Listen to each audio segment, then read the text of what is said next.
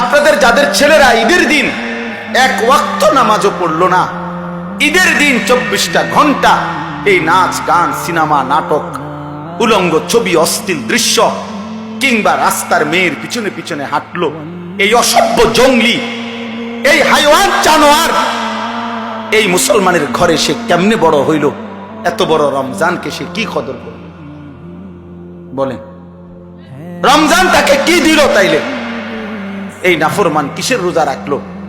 এই নাফরমান কিসের তারাবি পড়লো? আহা, একটা মাস ওষুধ খাওয়ার পরে এটা বুঝি আজকে বন্ধ করে, এটা বুঝি একদিনও চলবে না ওষুধের মেয়াদ, ওষুধের টেম্পার একদিনও যাবে না।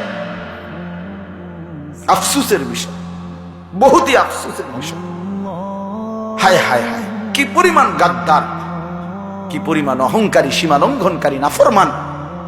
আল্লাহ তাআলা বলল, বান্দা আমি একটা মাস তোরে রহমত দিলাম, মাগফিরাত দিলাম, নাজাত দিলাম, সবে কদরের মতো শ্রেষ্ঠতম রাত্রি দিলাম, ইতিকাফ দিলাম, ইফতার তারাবি সাহারি সবকিছুতে নেকি দিছি। রোজায় নেকি, তারাবিতে নেকি, ইফতারে নেকি, সাহারিতে নেকি, ইতিকাফে নেকি, সবে কদরের এক রাতে 1000 মাসের চাইতে বেশি, রাতের চাইতে বেশি নেকি দিলাম। এত কিছু দেওয়ার পরে ঈদের চাঁদ উঠাইতে দেরি না, তুই আমি আল্লাহকে বৃদ্ধাঙ্গুলি দেখাইয়া আবার আমার নাফরমানি করে ফেলবি।